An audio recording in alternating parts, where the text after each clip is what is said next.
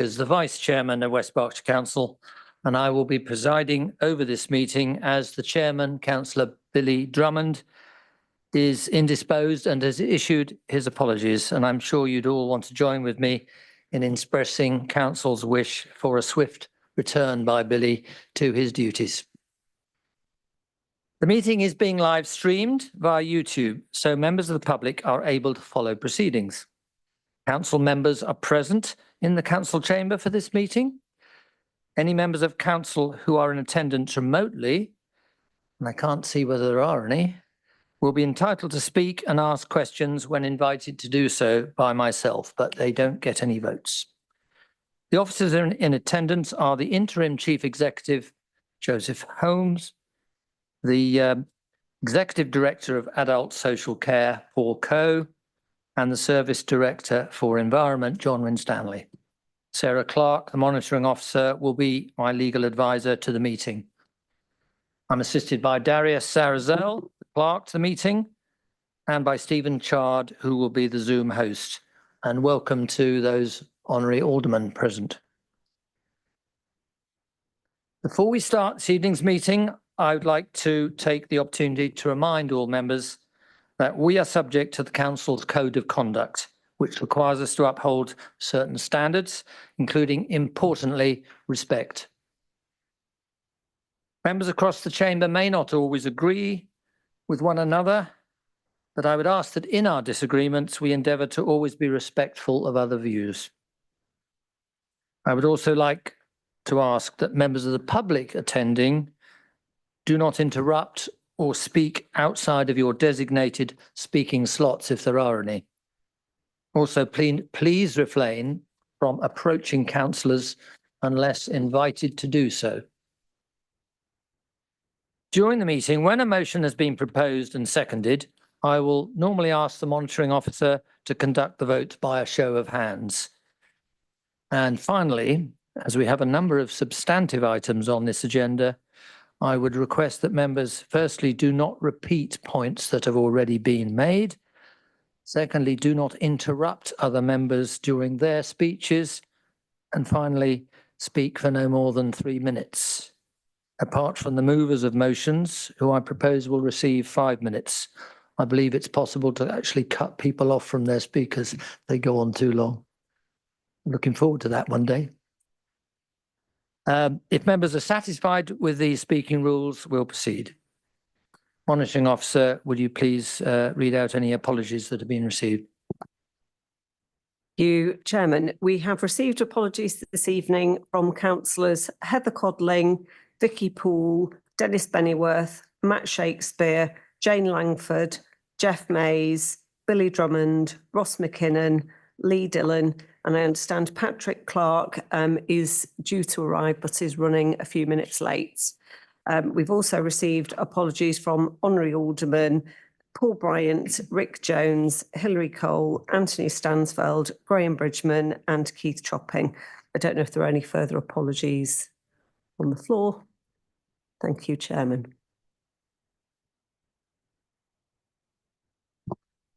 The first item on the agenda, I think, is Chairman's remarks. And Councillor Billy Drummond attended, I'm told, 31 different events since the council last met.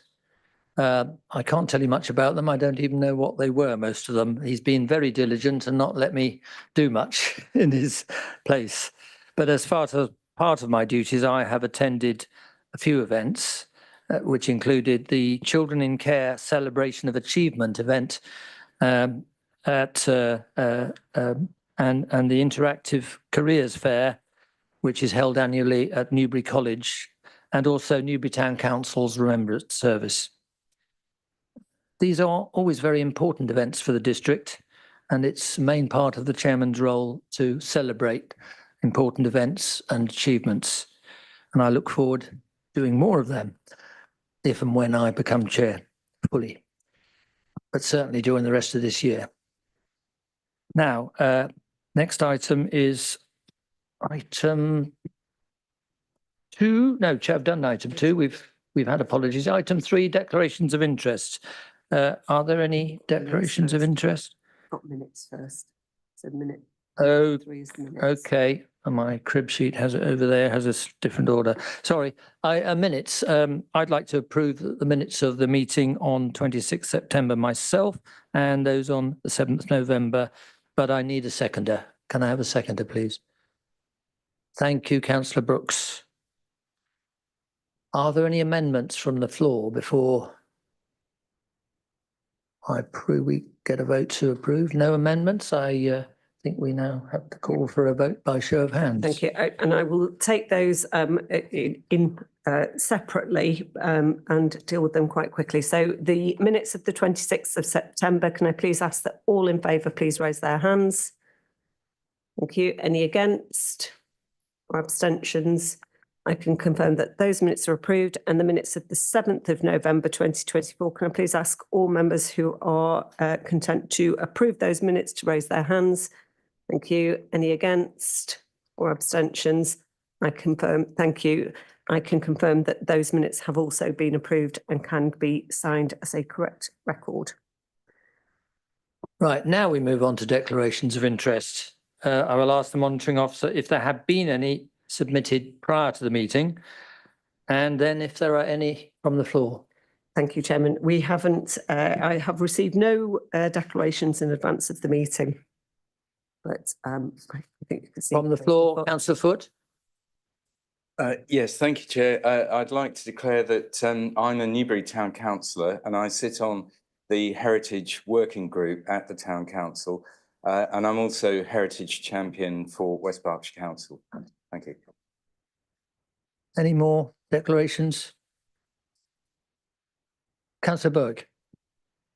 I'd like to raise a point of order, not a formal point of order, relating to the use of ModGov. And I thought it might be appropriate to do now before we get into the meat of the meeting.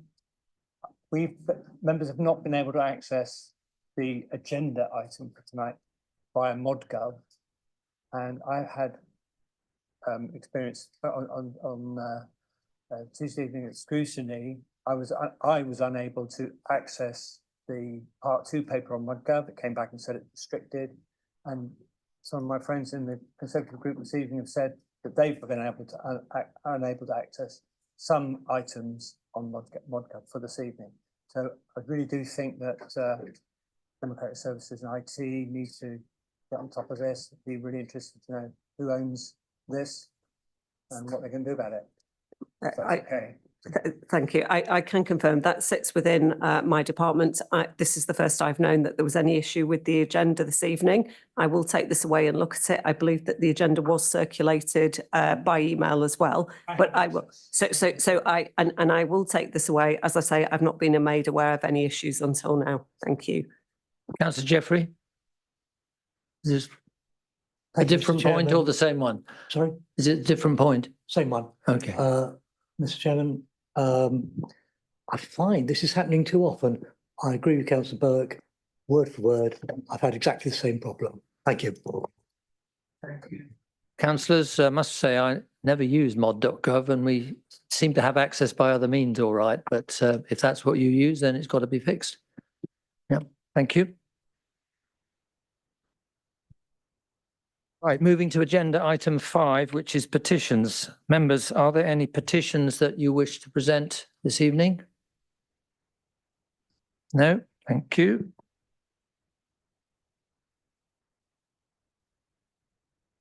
Item 6, we move on to public questions, and I'd like to thank those members of the public that have submitted questions.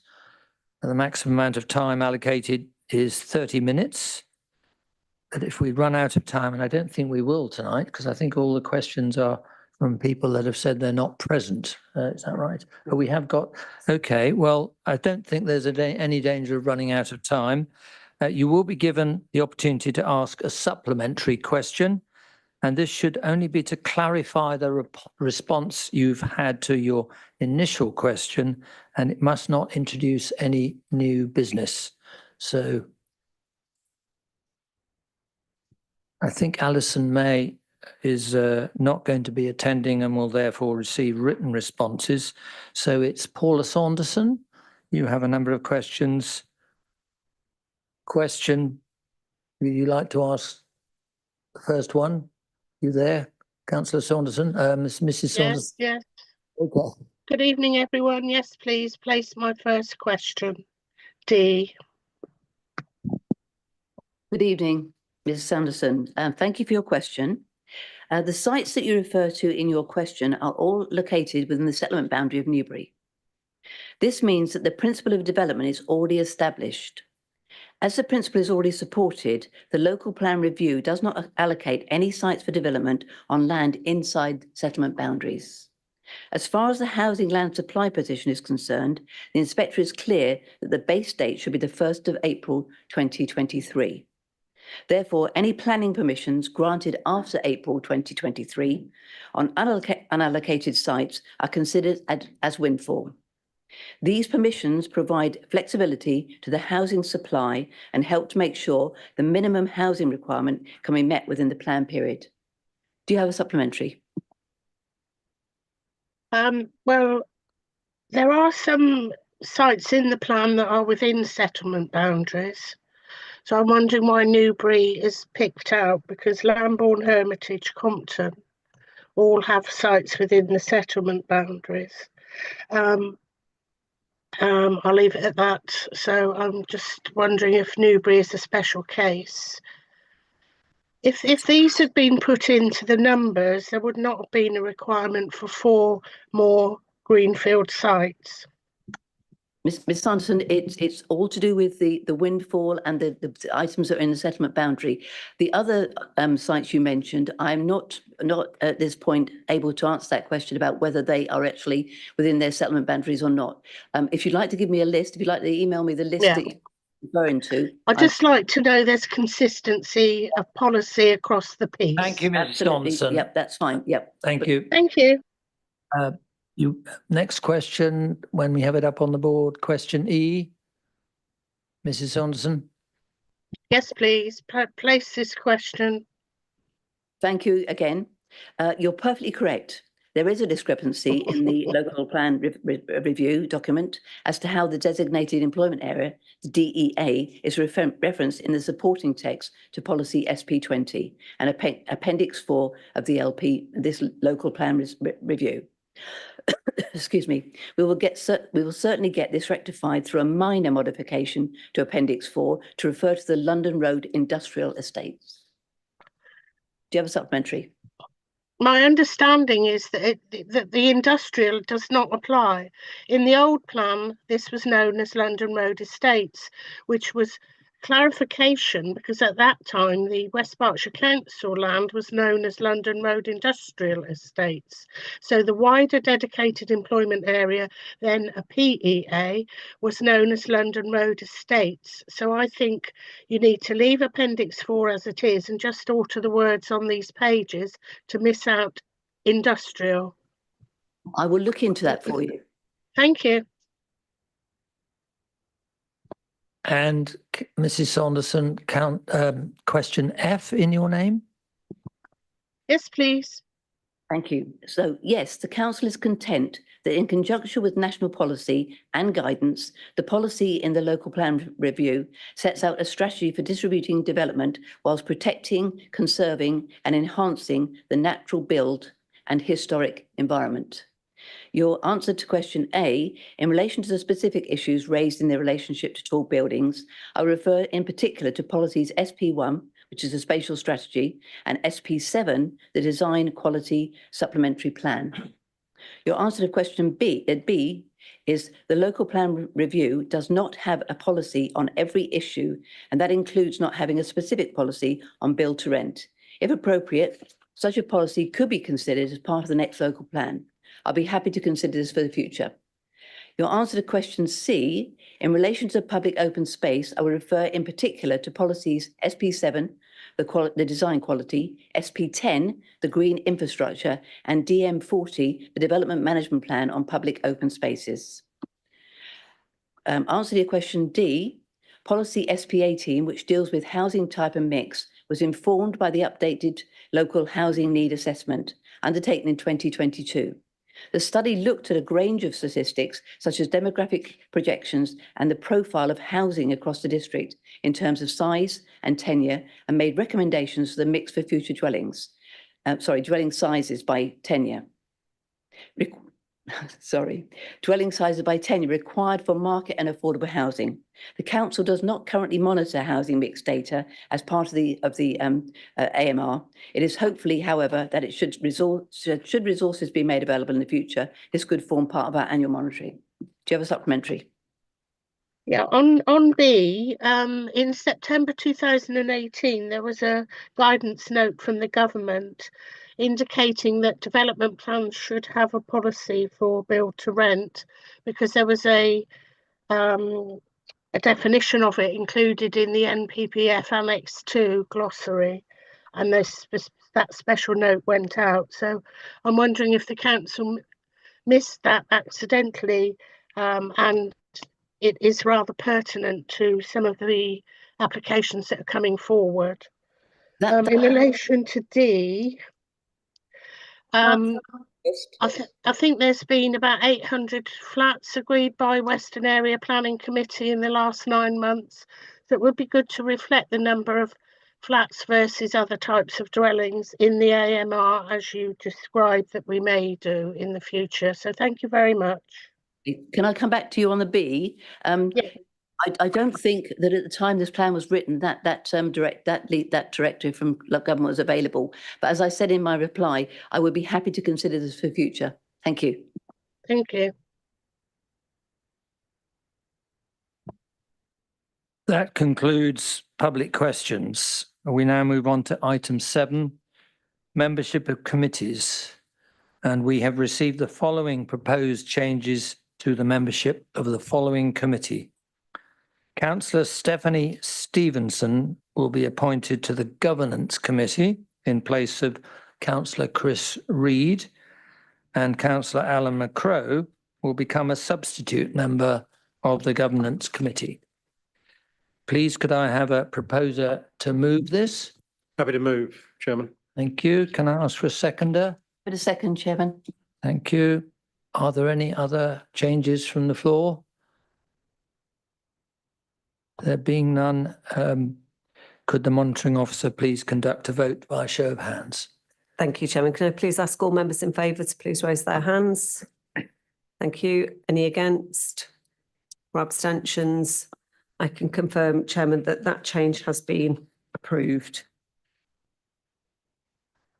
Yes, I've been told that there was a third set of minutes that needed to be approved and I missed that. So could we go back to that item? There was a meeting, I think, on the 5th of September. So could I have a proposer that one is, thank you. Thank you, Councillor Brooks. For a second. Thank you, Councillor Gaines. Thank you. Can we please have Any comments? are there any comments on those minutes, 5th of September? No. Oh, one. Councillor Abs. No, sorry, Chairman. I'm just a bit confused here. 3 sets of minutes, but on the website, it just shows 2 sets of minutes. So why is this third? Where and how has this third set of minutes been introduced that's not open to public scrutiny? I will pass to the monitoring officer. Thank you.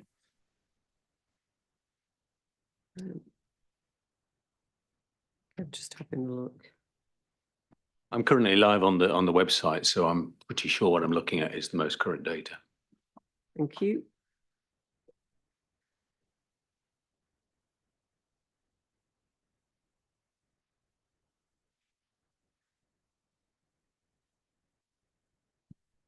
It's in the agenda pack.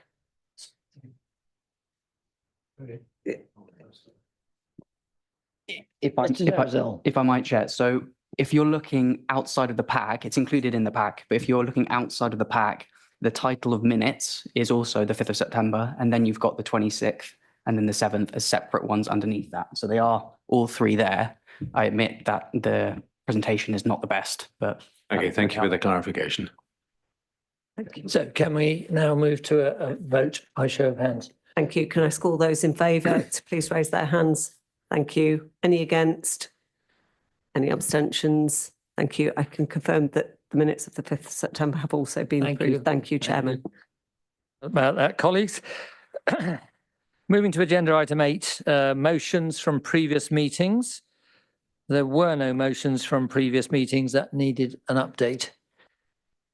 So item 9, updates from previous meetings. And I'd ask you to note the meetings that took place as laid out in that agenda item 9 in your papers. So moving on to the first of, oh, hello, councillor. Yes. Just to note that the personnel committee did meet at 5:30 today, so It has met. It has Well, we met. haven't seen the minutes Yes, yet, have we? no. So, it has met. so we'll look forward to them in due course, Thank you. councillor Loco. But thank you for informing us that it met. First substantive item on the agenda tonight then is the proposed main modifications to the West Berkshire Local Plan Review, to be known hereafter as LPR. Save us a few seconds. 2022 to 2039. Well, that's the first amendment, isn't it? Because it's now going on a bit longer, I think. So I invite Councillor Denise Gaines to formally move the recommendation contained within the report. As moved, Chairman. Can I ask for a seconder? Seconder and reserve my right, please, Chairman. Thank you, Councillor Brooks. So now I invite Councillor Gaines to introduce the report. Thank you, Chairman. No, the heading isn't incorrect. It actually was that it was named as that originally, so that's why that's as it is. The Liberal Democrat administration believes the local plan that the Conservative administration rushed through 35 days before they lost control of this council is a flawed local plan. We will continue to forcefully state that the plan is not right for the residents of West Berkshire. The policies developed within it are sound, but the allocations of sites are not. Residents and members will recall that we attempted to withdraw this plan in December 2023. The attempt was rejected outright by the then Conservative minister. He directed this administration to proceed with the examination process. A quote from that letter dated the 19th of December 2023 states, and I quote, "Accordingly, the Secretary of State is exercising his power under Section 27 of the 2004 Act and directs the Council as follows. Per Section 27, brackets 2, brackets B, not to take any step to withdraw the plan from examination and more specifically to respond to the inspector's matters and issues," unquote. Then Labour took control of the government on the 4th of July. And on the 30th of July, we received a letter from the Deputy Prime Minister. In that letter, she directed local authorities on, among other things, the local plans. A quote from that letter is, "While I hope the need will not arise, I will not hesitate to use my powers of intervention should it be necessary to drive progress, including taking over an authority's plan making directly," unquote. So much for local democracy. Local people denied the ability to make local choices. Both of those directions set in motion a set of actions which we have had no choice but to commit to. This is the next phase in the examination process. This evening, we must hold our noses and vote on approving the plan and its modification for consultation. Residents have quite rightly challenged us to why we are not resisting this direction and the latest modifications.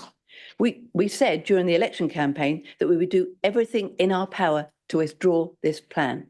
And that is exactly what we have done at every point in this process. But whilst we continue to challenge this plan, whenever possible, we have been directed to work with the inspector during the examination process, and this process is only complete once the final report is received from him. Section 6.3 of the document of this report details the steps taken to ensure that every avenue available to us has been investigated.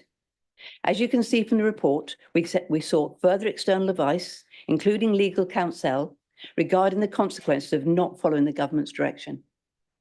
The legal implication states that should the council not follow the requirements of the inspector, it's highly likely that the Minister for Housing and Communities and Local Government, that's MHCLG, will intervene and take over that process. This would necessitate the local plan being hijacked by the government and West Berkshire having any influence over the local plan completely removed and then being charged for that privilege. The site allocations across the plan are not acceptable for members on both sides of this chamber. This is both the original allocation sites and the additional sites recently identified. In conclusion, the sites in this plan are being forced on West Berkshire. We need to let both the Inspector and the Secretary of State know that we are unhappy to be told where to put the homes in our area. A plea to residents to complete this consultation.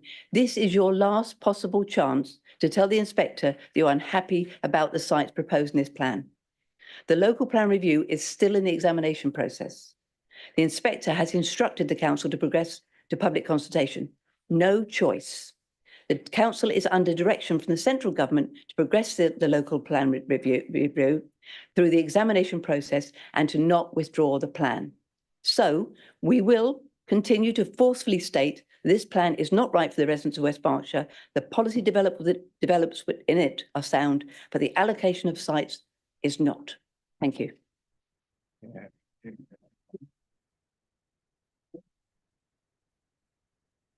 And I'll call on other members if they wish to speak. Councillor McCrow. Thank you, Mr. Chairman. I can't support this proposal.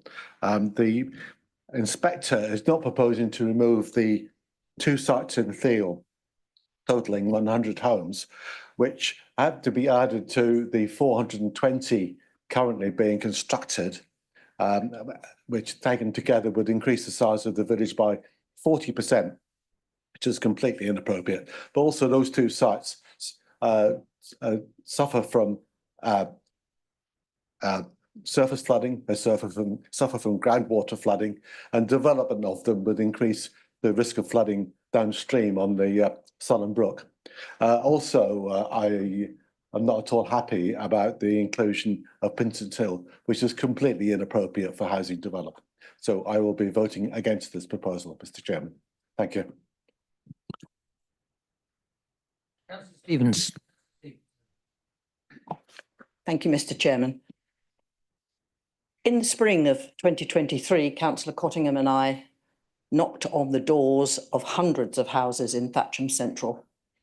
And we and the residents discussed this local plan, speaking out generally against it. But I now admit that I was thoroughly naive at that time because I believed in local democracy, and central government has, I'm afraid, taken all that belief away from me.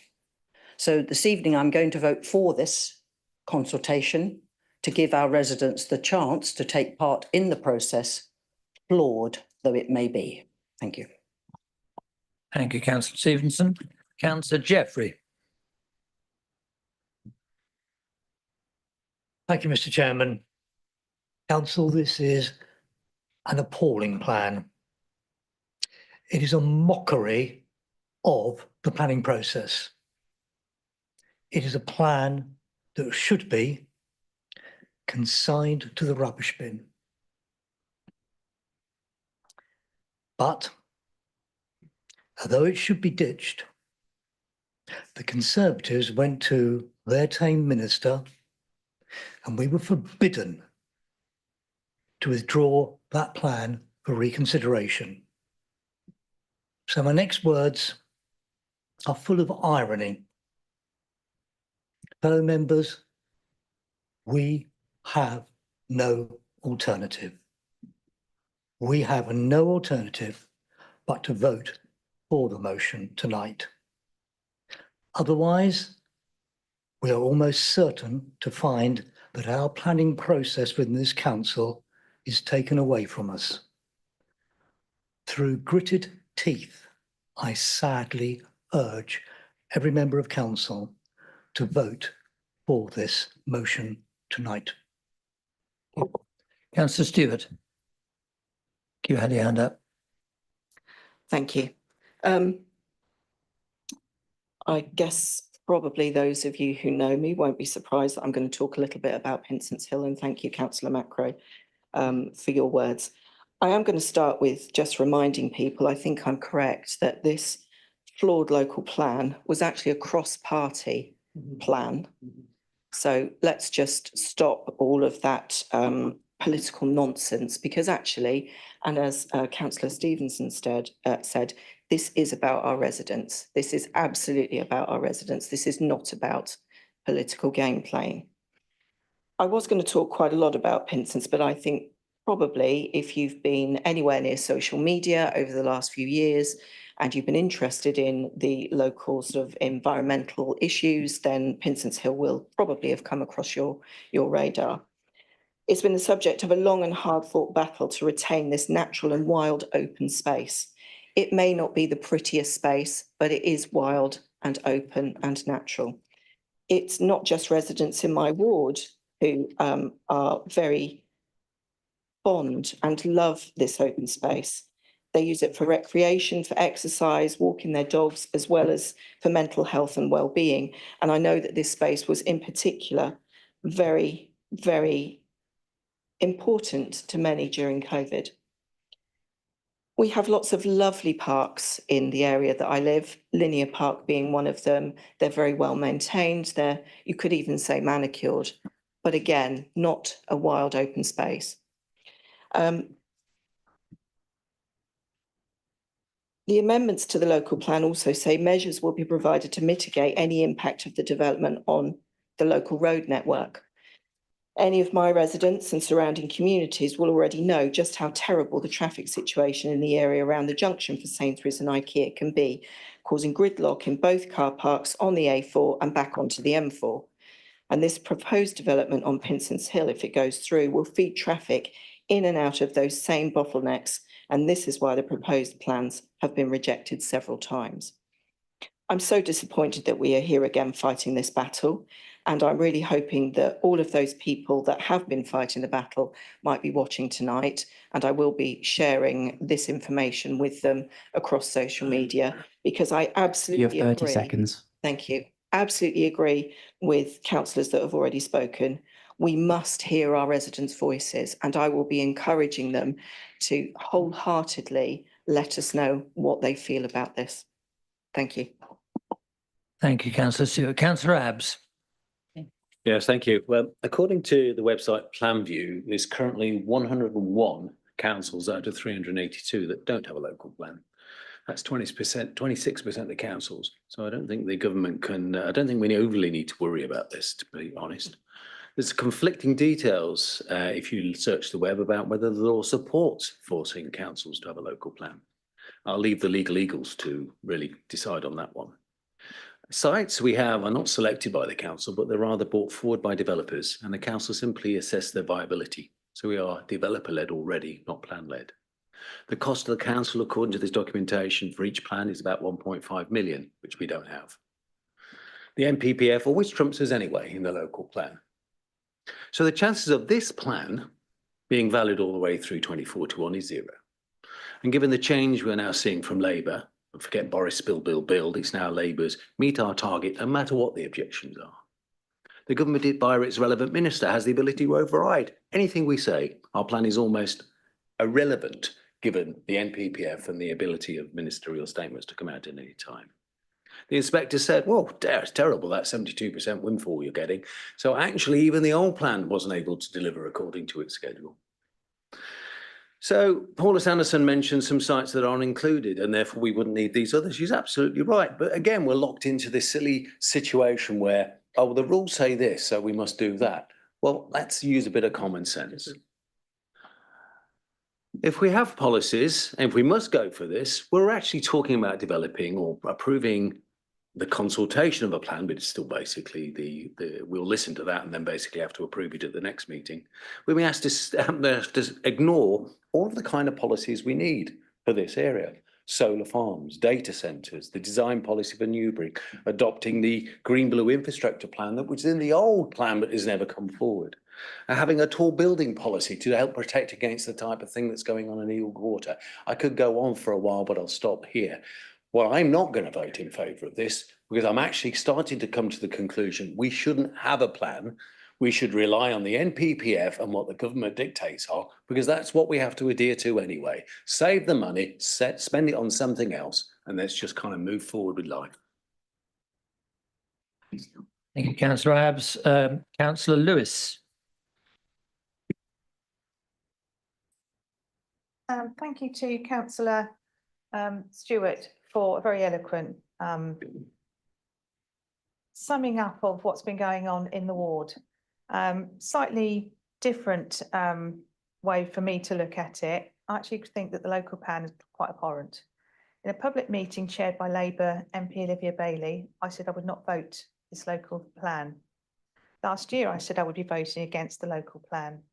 And an opposition member pointed out that this would mean I was okay, that Pinson's Hill would not be protected. And here we are. Pinson's Hill is under threat. Pinson's Hill is a beautiful space. It is wild. It's also bordering onto area of outstanding natural beauty. Myself and residents would challenge the outline benefits stated in the report. I'm just going to sum up some of those. And does it really give us what it promises? Affordable housing, for which household budget? Certainly not those on a lower income. An infrastructure that can support the new estate, as Councillor Stewart's already mentioned, practically gridlocked. Pinson's Lane, incidentally, is almost a single track road. The neighbourhood is already under pressure for the infrastructure. Flooding issues are now a bigger concern since the land was cleared of scrub and trees. Subsidence is often a concern on hillsides and short beds, which we have in the area. Could householders have problems getting insurance for subsidence and flooding? We're setting them up to fail. The loss of the green space and the wildlife. When it's gone, it's gone. I stood to be a councillor, like Councillor Stevenson, and I naively believed in local democracy, but it has been undermined by central government. I'll be voting against the consultation. I'll be voting against the local plan. The residents and I stand for saving Pinson's Hill and the green space and all that it gives us. Councillor Bowick. Thank you, Chairman. Somebody's side. It's interesting to hear from members opposite, hear their concerns about the local plan and the effect that it will have on their particular areas. I think they need to be clear that it was political game playing that led to the decision of the group of the incoming administration to attempt to pull the plan, which after all had been developed, as Councillor Stewart said, by cross-party collaboration, and would have gone ahead almost certainly if you hadn't have attempt to pull it. That political game playing led to 7 months of dither and delay. Had you not done so, the plan would almost certainly have been adopted by the time the Labour Party came into power, and they would not almost certainly have increased the quota. So you really have to look at your own decisions to explain how we got here. And I'd just like to make a comment to Councillor Jeffrey.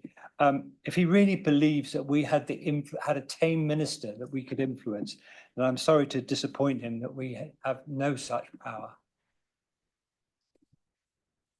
Councillor Taylor. Yes, I'd just like to say a few more words about Pinson's Hill. Again, I share the same world as Councillor Stewart.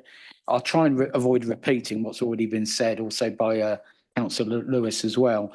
I was really flabbergasted that this site was proposed for inclusion in the local plan, given the history of refusals by huge numbers of objections and overwhelming or unanimous decisions by our planning committees. I'll be honest, I was also particularly disturbed to read in the papers that not only have we allocated the site, we've also decided to move the settlement boundary in order to make it easier to actually build there. We didn't move the settlement boundary for the earlier applications in, is it 2021, 2022? So I really am staggered that we've gone to those, we've put forward a site that we didn't want to be built on, and we make it even easier by moving the settlement boundary. I won't repeat what's been said already. I will be voting against this proposal, and purely on the grounds that, I feel it's ridiculous that this particular site is being promoted. Thank you. Councillor Dick. Thank you, Chairman. Some observations. Firstly, really for the administration, windmills are beautiful things. beautiful things to admire, but not to waste our time and our district's money tilting at them. There was a Conservative government, democratically elected. You didn't like what they were doing. We hear all about that, and it's all their fault. They've gone. Guess what? We now have a Labour government, democratically elected. You don't like them either. Every problem that you have is caused by them. I'm comforted by one thing. We will never see a Lib Dem government, but wouldn't that be fun to see what you would say? So I think the people in this room, our job is to help our officers make the most of what we have and concentrate how we can do the best with our resources. This is about consultation. In my ward, there's a little place called Coldash. The good parish councils of Coldash worked themselves to death to produce an NDP. It was greatly admired by everybody, warmly welcomed by the administration and signed off. But suddenly there are 2 housing sites in the parish of Coldash in this document, which weren't in any other document. So I said to the good people of Coldash, well, I'm sure the administration consulted you, because they're a very consultative group of people. Oh no, they said. They didn't, nor do they respond to any of the issues that we have raised in any sensible fashion. So it would be difficult to vote against this because I would be doing what you've done, which is forbid the local citizens to have a view on their lives and where they live, which is very powerful. But it's a shame you don't lead by example when you talk about consultation. Thank you. Councillor Reid. Thank you, Chair. This week, Alderman Graham Pask, as member of Bucklebury Parish Council, an extraordinary meeting of the Parish Council, stated during a debate on SP 17 North East Thatcham, this is a dreadful plan. A man twice past leader of this council and Conservative administration. This is a dreadful plan. It can't get any worse for residents of my ward and neighbouring Thatcham town. We are now at the mercy of the developer, and I've heard their words and during the public examination, and their words certainly show no mercy. The agents for North East Thatcham Consortium are going to squeeze every acre out of that site at the expense of our quality of life. There are some borderline positives that have come out of the public examination, but nothing to ameliorate the truly devastating outcome that will result on services, environment and the quality of life. Many residents in the ward of Bucklebury are concerned that developers are still squeezing a new town the size of Hungerford between 2 existing well-established settlements. There is still no commitment to a new secondary school to serve the community's young families for the next 70 years. I understand it will need significantly more investment than can be raised through the developer's contribution. There is no answer to the overstretched Thatcham sewer works, with Thames Water in a precarious financial position. There is no answer on the necessary strategic blue-green corridor infrastructure to maintain ecological links between the Pang Valley and Kennet Valley. I raised that Owsell Gully in Midgham Parish should not be marked as developable land on the map as an example, but with no result.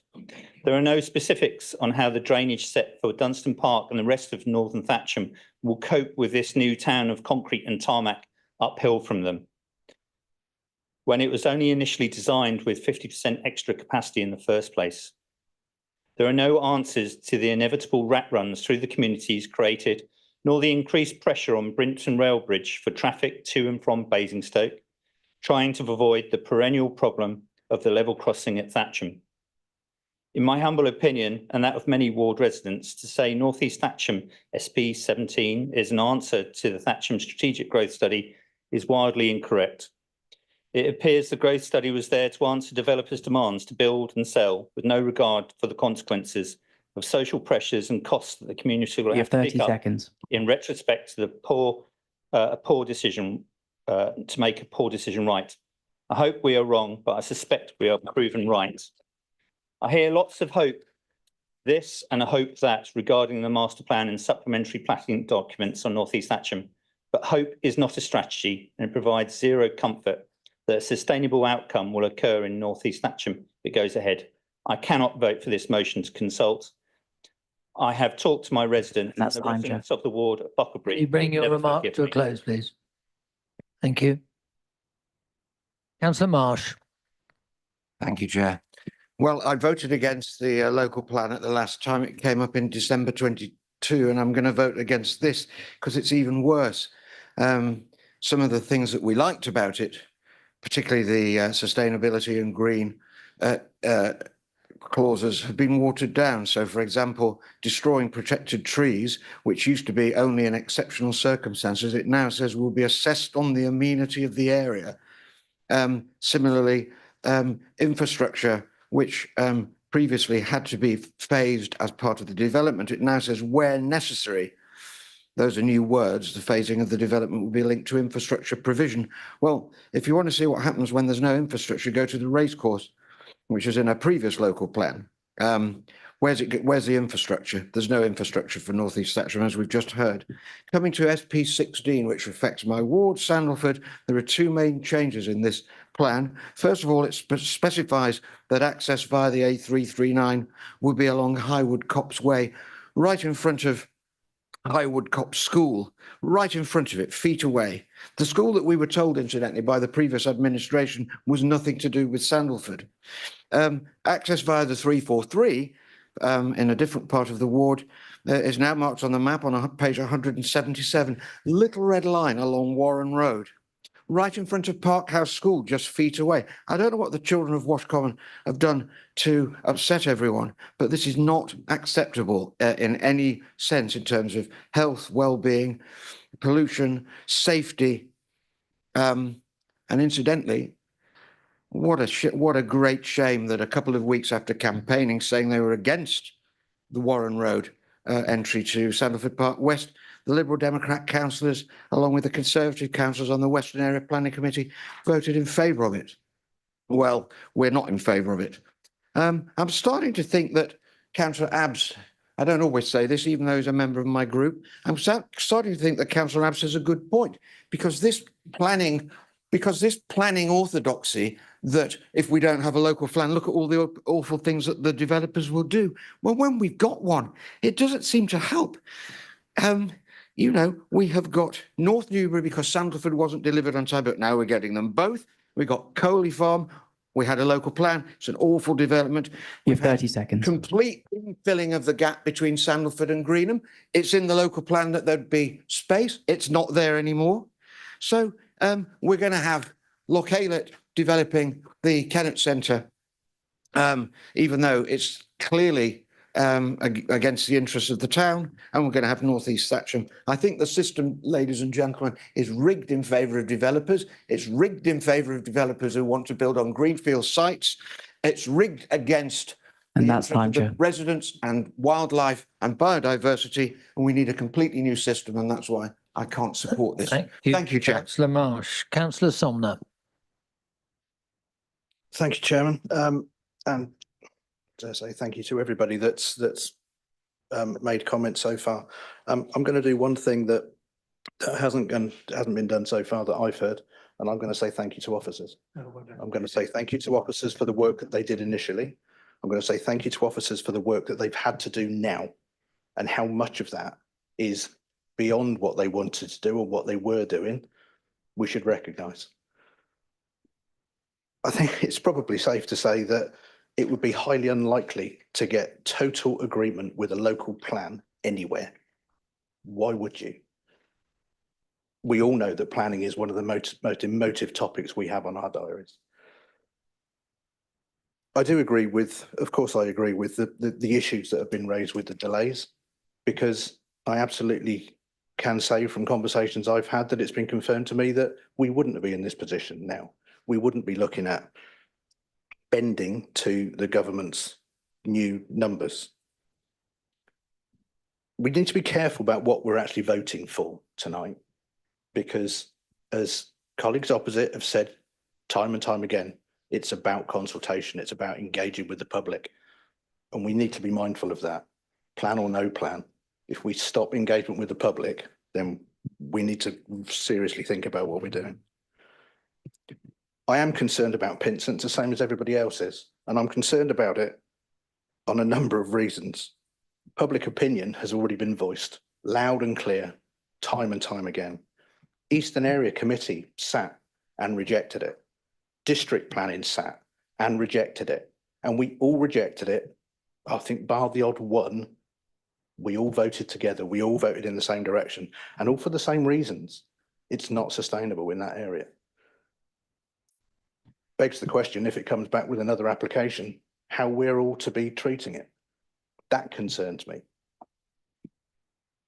So what are we voting for? Are we voting for something which is, and commenting on something which is the original plan or the revised? Well, we have to be looking at the revised. And I suspect, and I haven't had a conversation to get into detail, that Councillor Pask's comments that have been mentioned tonight will be looking at the changes that have been made. The fact that having got the numbers down through some serious lobbying from 2,500 to 1,500. You have 30 seconds. Back up to 2,500 again. The infrastructure is key to everything that we get in development.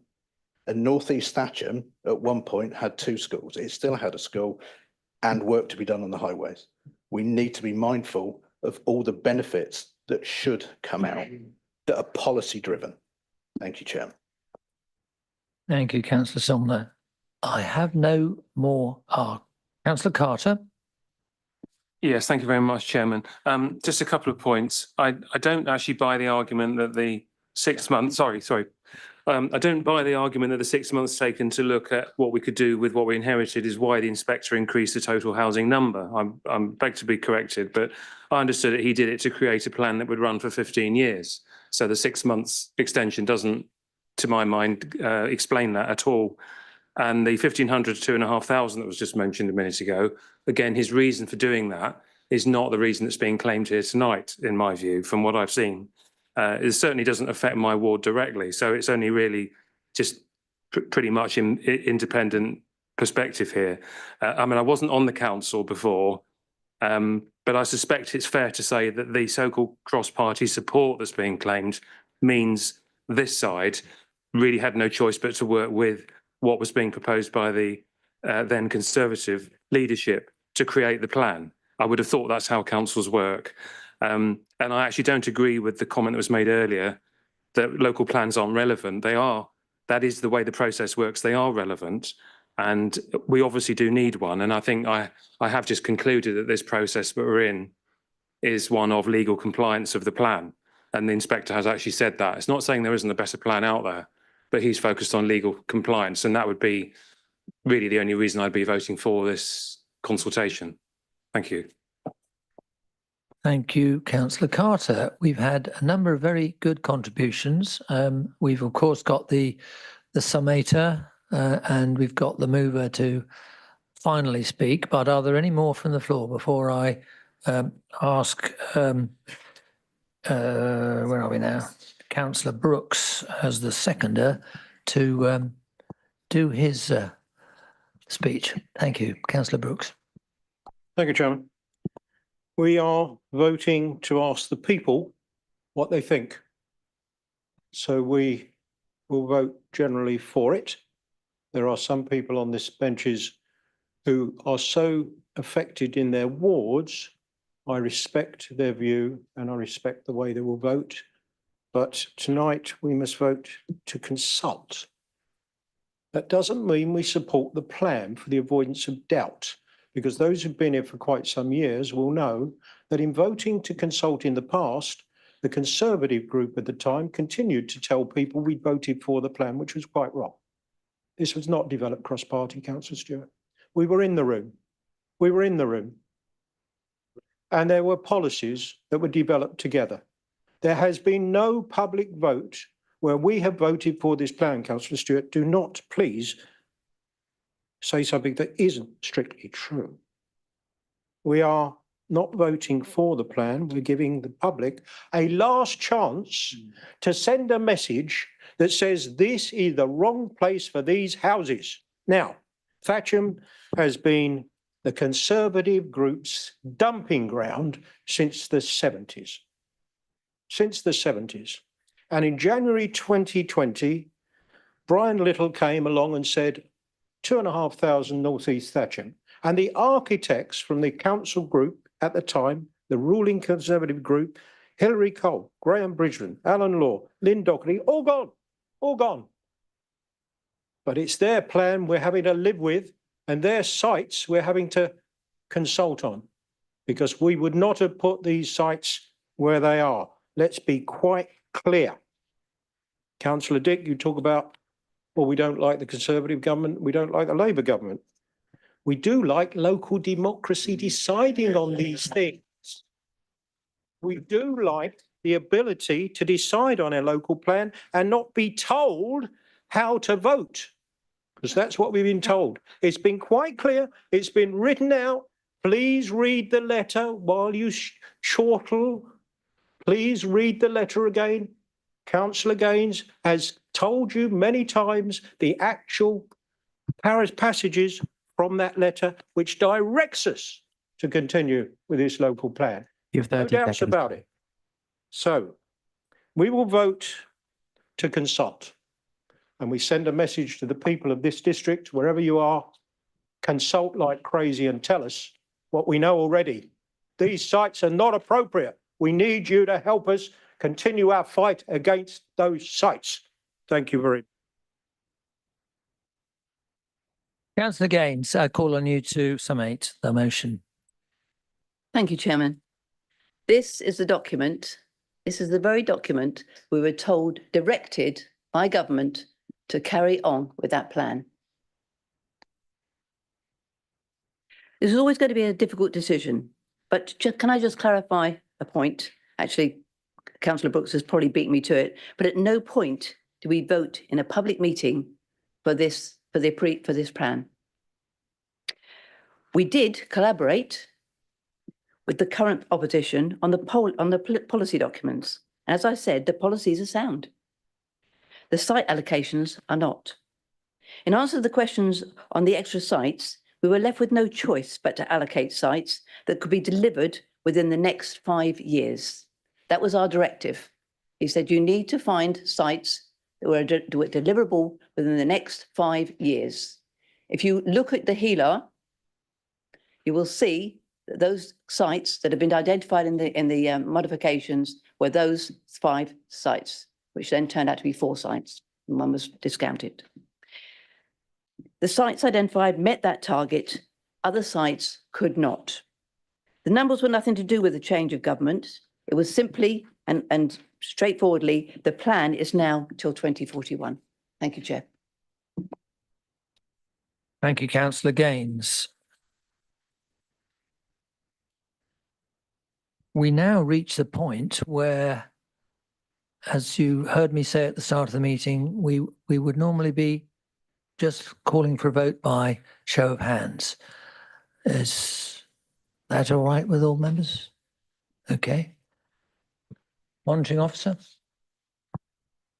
Thank you, Chairman. Can I please then ask that all members in favour of the proposal raise their hands?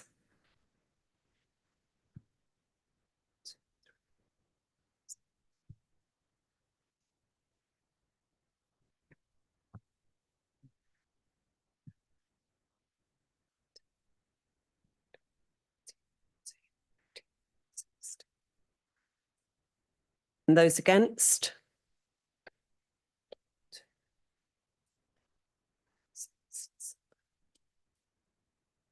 And those abstaining?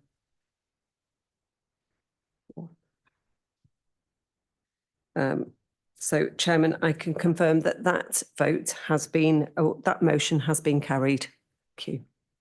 Thank you, Councillor. Thank you, councillors, for what I think was a very good debate. I would say it, wouldn't I? But I think that's the outcome that the majority wanted. So we got what we wanted. Democracy works. To agenda item 12, the Youth Justice Plan 2020. Oh, sorry, item 11.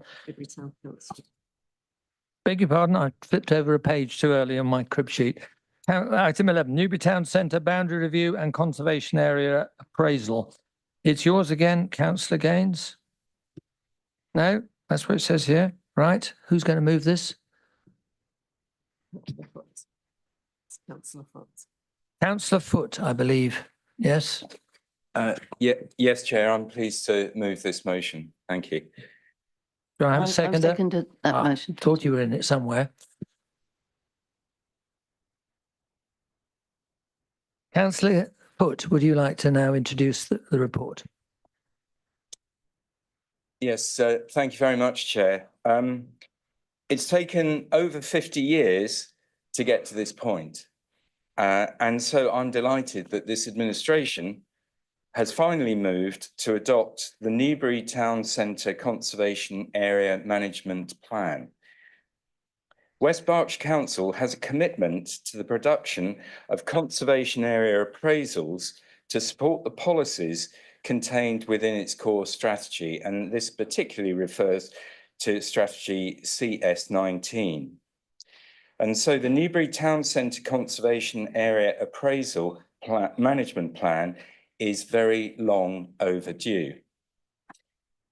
During this process, there have been concerns raised about the redrawing of the town centre conservation area and the creation of two new conservation areas, namely the Kennet and Avon Canal Newbury East and the Kennet and Avon Canal Newbury West areas. I would refer members of the public and members of the council who might be concerned about the loss of protection for heritage buildings that are no longer in the old town centre conservation area to refer them to paragraph 7.3, which you'll see on page 12 in the papers, which specifically states, and I quote, "No areas will be left unprotected of conservation area status as it is intended to redesignate all areas simultaneously." So in other words, buildings such as the Newbury Museum and the wharf and the canal on the western side, Newbury Lock, those areas will be protected under this proposal. And this proposal enables planning decisions to be made in the light of their impact on the significance of the conservation area, and importantly, the desirability of preserving or enhancing the appearance of that area. And that's an important point I feel to make. New developments can take place and they could enhance the character of a conservation area in the future. So finally, Chair, I'd like to thank a big vote of thanks to our officers here at West Berkshire Council, because as we've just heard, they're busy with lots of things, but they have devoted time to this, and I appreciate all their efforts. And I should also like to publicly thank all the stakeholders that have taken part in discussions such as the Newbury Town Council Heritage Working Group, the Newbury Society, the West Berkshire Heritage Forum, and Historic England. And I would like to make a commitment that we intend to carry on the stakeholder meetings as we go forward, so we keep that conversation going and we can utilise the expertise of our local experts in informing us. So thank you very much, Chair. Thank you. I now look for others to speak. Councillor Gaines reserving her right. Yes, Councillor Gaines, you're reserving your right, aren't you? Yes, Chair. Are there any other speakers? Councillor Marsh. Thank you, Chair. I'd like to support this. As a fellow Newbury Town Councillor alongside Councillor Foot, I know how much he cares about this issue and how much work he's put into it. I think the report is excellent. There were flaws in the consultation process. I think the Newbury Society's request for having a bit more time to contribute should have been acceded to, but at least there is now a structure with this being revised on a systematic basis every 10 years. But can I just make a plea on behalf of my ward, the Newtown Road Conservation Area? It's an excellent proposal that I think is widely welcomed, but the report says that this will be not immediately implemented because there needs to be further consultation. Fair enough, but part of the current conservation area is in the proposed new area in and around just south of Argyle Road, that part of town, and bearing in mind that the Newtown Road Cemetery and the City Rec are also in that area, that new area it would be desirable to get it confirmed as the Newtown Road Conservation Area as soon as possible. And I really hope we're not going to have to wait 10 years for it.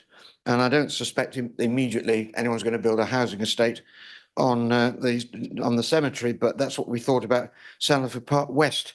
Just to talk a couple of points about the points in the report. There's themes keep emerging when you look through it.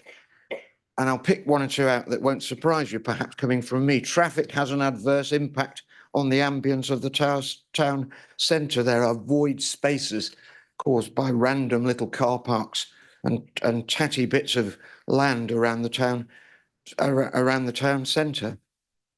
There is a distinct lack of public realm on Market Street. Well, yes, large shopping streets which are entirely pedestrianised bolster Newbury's overall offering of public realm. Pedestrianised streets bolster the offering, bolster the public realm. Building heights are very important because they can dominate an area, they can make it less attractive in terms of serving the public realm. Buildings that are visually overwhelming and do not respect the surrounding character of the area are obviously not desirable. And I would say, if anyone on the District Planning Committee is listening, you know, when you get round to considering the Kennett Spencer application, thank you, Chair. When you get round to considering the application again, if you're voting for this, you don't vote for that, you can't. It's completely inconsistent with numerous recommendations in the report. Finally, just to say, Hemingway vision for the town centre is mentioned. I think it's complementary to this report and what we could gain by doing some of the quick wins, which Hemingway recognised, which still haven't happened. Kennett Centre I've covered. My final point, why are we still even debating pedestrianisation? Why are there still people who say that is not a benefit to the town? It's absolutely plain that it is, and let's do it as soon as possible. Thank you, Chair. Thank you, Councillor Marsh. Councillor Colston. Thank you, Chair. I just want to say that I'm fully in support of this motion, and I'm very pleased that areas of my ward, this covers mainly Newbury Central, and that all the historic buildings will continue to receive protection. So thank you very much. Thank you, Councillor Colston. I see no, Councillor Burke. Thank you, Chairman. Yes, great report. Congratulations to all the hard work and thanks for all the hard work that's been put in by officers, members and stakeholder groups. I'd just like to remind Council that there are other conservation areas. I know you townies think it's all in Newbury and so on, but in Aldermaston Parish, we have an ancient conservation area, and the parish have been crying out begging Council for support in reviewing, not changing, but reviewing the conservation area that exists at the moment. And I make a plea to lead members and to officers to find a little bit of time to support some of the rural conservation areas. Yeah. Councillor Reid. I would just like to support Councillor Burke's point. We've got one equally within Bucklebury that needs just a little smidgen of time to be able to get it over the line. Thank you. I see no other hands, therefore I call on Councillor Gaines to second the motion. Thank you, Chair. Just a couple of things I was going to say. I too am delighted we now have a Newbury Town Centre conservation area. This will be used as part of the planning process, and if we vote it through this evening, it will be immediately be used in all planning applications going forward. I've been assured of that.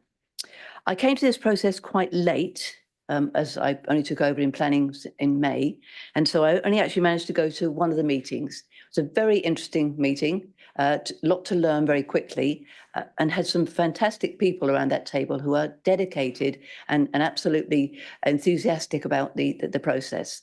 The officers as well, especially Elise Kinderman, she actually did an awful lot of work on the conservation side. But as Councillor Foote said, the external stakeholders were terrific too. So thank you very much to all of those people. That's all I've got to say. Thank you, Chair. I now call upon councillor Foote as the mover to say any concluding remarks that he wishes to. Thank you, Chair, but no, I've got no further remarks to make. It's been really nice listening to everybody's comments and very helpful actually for me as well. Thank you. Monitoring officer, I think it's time to see who wants to support this motion. Thank you, Chairman. Can I please ask all members in favour of the proposal to raise their hands? Any against? Or abstentions? I believe that was carried unanimously, Chairman. Right, now we can move on to item 12, Youth Justice Plan 2024-25. Now, the portfolio holder is away at a conference, so I believe councillor Pemberton is going to move the motion. Is that correct? Happy to move, Chair. Ask for a seconder. Councillor Martha Vickers.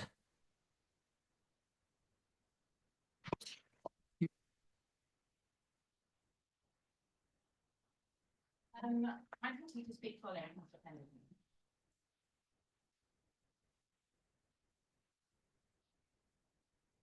Councillor Pemberton, I ask you to introduce the motion. Thank you, Chair. Members, the Crime and Disorder Act 1998 states the duty of each local authority to formulate and implement an annual youth justice plan, setting out how youth services in the area are to be provided, funded, how they will operate, what functions will be carried out, and how services will prevent offending behaviour and reduce reoffending. The plan has been formulated using the Youth Justice Board Guidance 2024-25 to ensure compliance. The Youth Justice Plan serves as a roadmap, guiding the efforts of the partnership to support children, young people and their parents to maximise their life chances away from the criminal justice system. The plan is designed to build on the partnerships already in place, to develop our joint arrangements further and ensure that we target our shared efforts and resources into approaches that work and produce real, lasting outcomes for children and families in West Berkshire. The Youth Justice Partnership has a strong track record of working collaboratively to address issues in the community and create opportunities for children and young people to thrive. The Youth Justice Plan represents our unwavering commitment to transform the lives of children and young people. It is recognised that children involved in the youth justice system tend to have experienced more challenges and trauma than many of their peers. A cohort profile is included in this plan, which demonstrates some of the experiences that they have which shape their lives. The detailed profile information contained in the plan enables the partnership to tailor approaches to the prevention of offending, targeting resources to address areas of concern.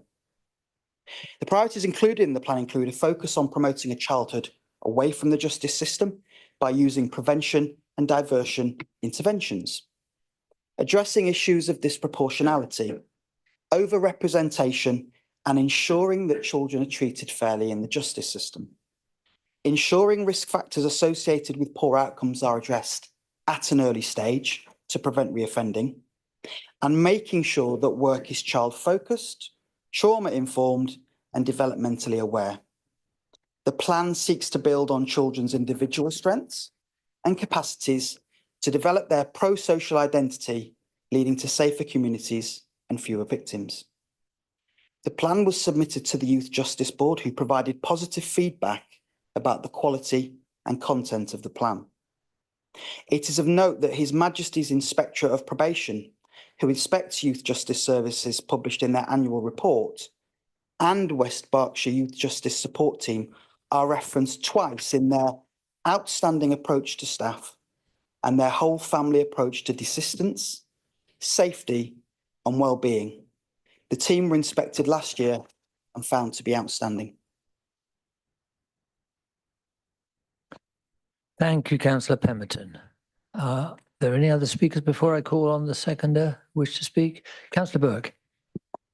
Thank you, Chairman, and thank you, councillor Pemberton, for that presentation there. I have worked extensively with the youth offending team, and I've always considered them to be a jewel in West Berkshire's crown. Great to hear that they have achieved yet another outstanding inspection. fully support this, the adoption of this report, and I commend the team, and I particularly valued in this report the clear definition of responsibilities, so the team knows exactly who's responsible for what and what's to be delivered. Great report. Thank you very much. Councillor Martha Vickers, would you like to speak now? Thank you very much, Chair. I'd simply like to reinforce the positive comments that have been made about the Youth Justice team. They're doing such important work with our young people who are, after all, the future of our area. It's worthy of note that referrals have fallen for the first time in recent years, and also there's been a reduction in offences of violence. And I'm sure that's contributed to the partnership working that they've been doing. Some things are of concern are expressed in the report, which are worth highlighting. The increase in the number of girls that are becoming involved in crimes of violence. But I see in the report that there is some research being involved in looking into why this is and training up the team. So this is a difficult area that they're trying to tackle. Also in the report, the number of school exclusions is highlighted, and that again is very worrying. I'd like to know a little bit more in future about the work that's going on there, but it is highlighted as a concern. I'm aware myself that different schools deal with exclusions quite differently, that some actually, when they have difficult behaviour within the school, will try and maintain the children within the school, know that exclusions leave those young children more likely to get into crime and violence. And so I'd like to hear more in future that some best practice between the schools is being progressed, but I'm sure that is something that we'll be hearing more about in the future. And I'd just like to simply highlight, because within the report, there is concern expressed from the young people themselves and their parents about their children's emotional and mental health. And just to highlight, and maybe we will involve the Youth Justice in this task group, Health Scrutiny has just started a task group which is looking into the services and the difficulties involved around children's mental health and their emotional health. And I think that is something that's worth involving the youth justice system in as well. Thank you. Thank you, Councillor Martha Vickers. And Councillor Pemberton, have you any response to make or in summating finally before we go to the vote? Yes, thank you, Chair, and thank you to Councillors Bowick and Vickers for their comments. I think Councillor Vickers is right to highlight the issue of school exclusions. Children are, of course, excluded from school for a number of different reasons. They don't necessarily all go on to commit crime, but it is still a concern nonetheless. More and more children are being excluded from school. In fact, more and more children are not presenting at school, and that is an issue, but obviously something far outside the scope of this paper. On the issue of more girls entering the youth justice system, again, a very pertinent point. I think it's something that continues to flummox the Youth Justice Board. It is a worry, but it is a trend that is seen nationally, not just in West Berkshire. The takeaway from this report is a really, really detailed report. And again, I would like to thank the officers for the amount of work that's gone into it. It's no surprise to me that they've been rated as outstanding in the recent inspection. But what I want to focus on is the fact that we have fewer young people entering the criminal justice system in our district at the same time committing few crimes. That's something that we should all take comfort from.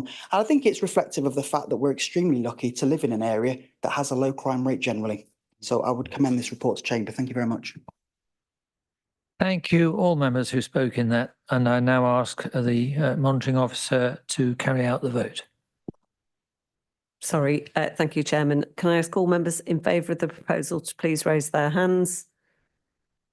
Thank you. Any against or abstentions?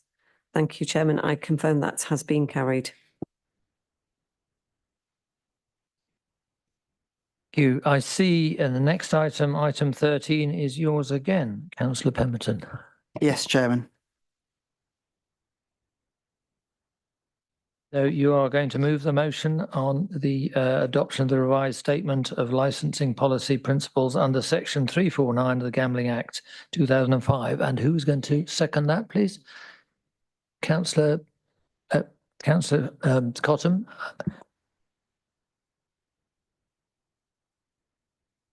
Thank you, Chairman, again. Right. So, members, this is a revision of the statement of gambling policy. The legislation contains 3 licensing objectives that underpin the functions that the licensing authorities perform and which are central to the regulatory regime. The first of these is preventing gambling from becoming a source of crime or disorder, being associated with crime or disorder, or being used to support crime. The second is ensuring that gambling is conducted in a fair and open way. And the third is protecting children and other vulnerable persons from being harmed or exploited by gambling. The policy has to be reviewed and amended under the legislation every 3 years. It was noted at the July 2024 Licensing Committee that the current statement was comprehensively reviewed in 2022 to reflect the updated guidance published by the Gambling Commission. The current statement has not been the subject of any legal challenge or complaint, and it therefore remains fit for purpose.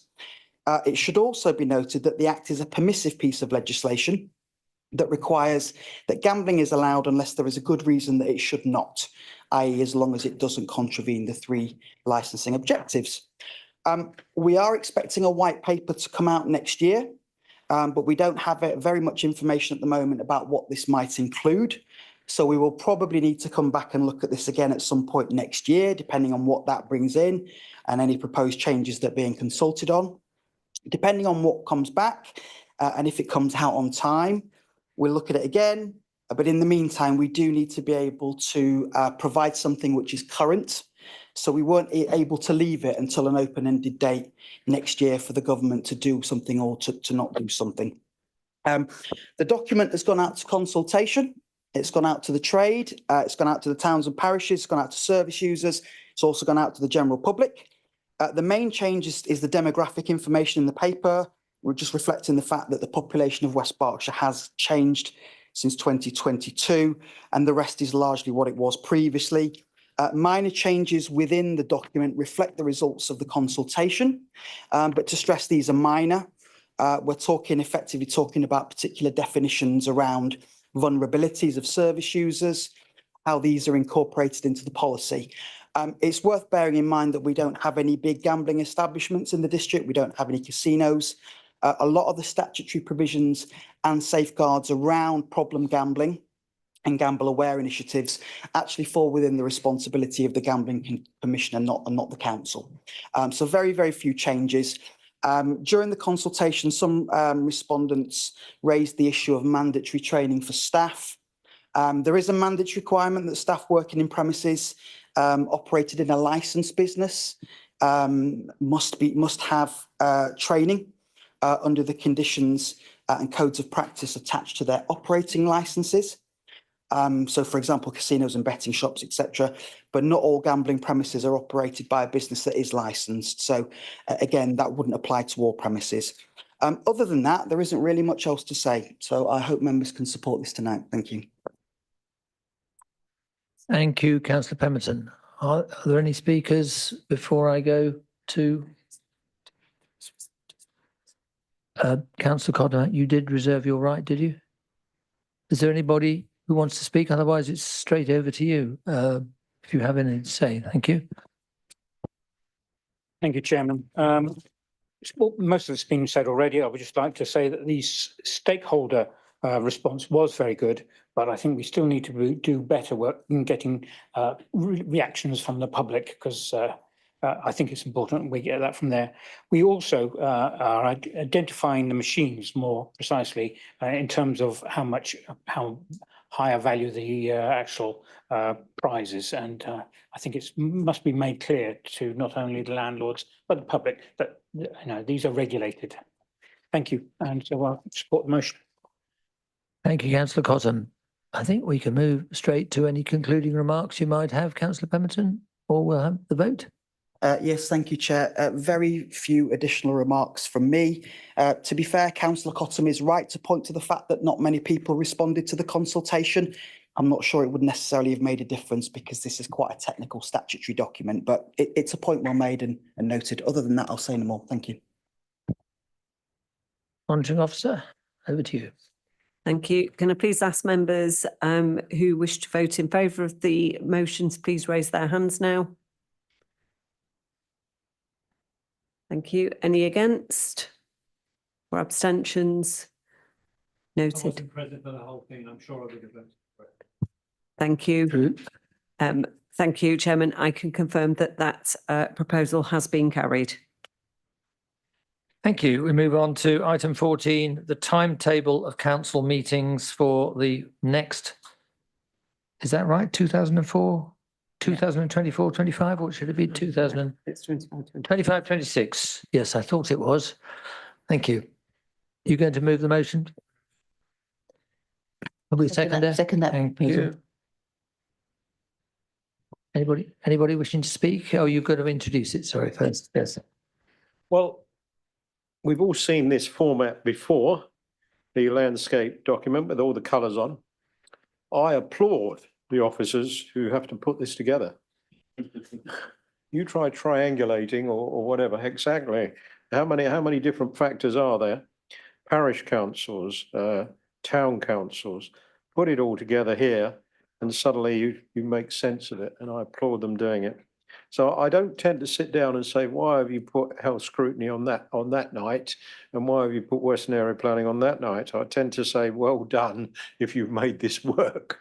And Councillor Jeffrey, for the avoidance of doubt, we've done our best to avoid Monday evenings. We do, wait and see what you want and try and give it to you, Councillor Jeffrey. So straightforward, I think. Book your holidays around it. Certainly the full council meetings, and we'll make it work as we always do. Thank you, Chairman. Are there anybody else wanting to speak before I move? Yes, Councillor Burke, you're going to attend the whole of this motion? I was it, yes, certainly.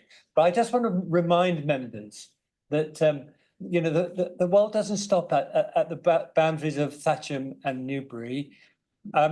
Councillor Hooker has to attend something like 11 parish councils. I have 5 parish councils. It's not possible for every evening of the week to be sterilised. I'm glad that Councillor Jeffrey gets to go to his Thatcham meeting.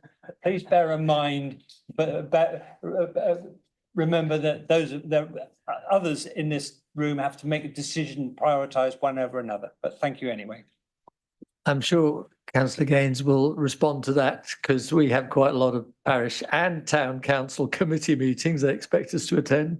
So anybody else wanting to speak, or over to you, Councillor Gaines, to Yes, I was make actually any going remarks? to mention that, Chairman, that actually we've got six parishes, I think, and 1 town. And the town actually, it's not just a full council, it's also the highways and transport and the planning committee as well. So we're well versed in that, but I don't have anything else to add. Thank you. Anything to say, Councillor Brooks? Yes, I'll come back because I think if we ask Darius and Stephen to now calibrate 62 parish council meetings, their heads would completely explode, and I'm sure they were close to doing so. So why don't we start at 8 o'clock in the morning and have meetings one after the other, and we'll manage to crowbar them all in, a bit like we did today. Now, I'm being flippant now. I put it to you, Chairman, to carry out a vote. I'm sure it will be carried. Thank you. Over to you. Thank you. Can I please ask all members in favour of the proposal to raise their hands? Thank you. Any against or abstentions? Thank you, Chairman. I can confirm that that proposal has been carried. Right, members, we now move on to notices of motion. We have received 2 motions for this meeting. The first is in the name of Councillor Jeremy Cottam. Please, could you move your motion? Yes, I'd like to move the motion put in my name. Thank you. The seconder of that motion? Seconding, Chair. You are busy tonight, Councillor Pemberton. Are you going to reserve your right, Councillor Pemberton? Yes, sorry, Chair, reserving. I will now open this motion up to debate. It will be debated on the night, as we have plenty of time. Yes, introduce the motion, please. Thank you, Chairman. This is, as Chairman of the Licensing Committee, our officers brought to my attention that our fees no longer cover our costs. They were originally generated by government in 2005 For example, what was £25 really for inflation should be 36. What was 100 would be 172. Why? Well, inflation had been very low for a long period of time at only a couple of percentage points. The necessity to raise fees had seemed low. Then a surge to a much higher level of inflation and an accumulation of that low interest rates over time caught, I think, everybody out. Our fees are not fully covering our costs. In the financial position we're in, we must make sure that does change as per my motion. So within our current financial crisis, we need to contact central government, other local authorities, LGA, and MPs to quickly review and hopefully to increase these fees. Why I brought it here? Because I think really hopefully this will get unanimous support across the council, because we're trying to look after our finances, and we cannot set these, so we need to put it to the current government to hopefully look in our favour. Thank you, Chair.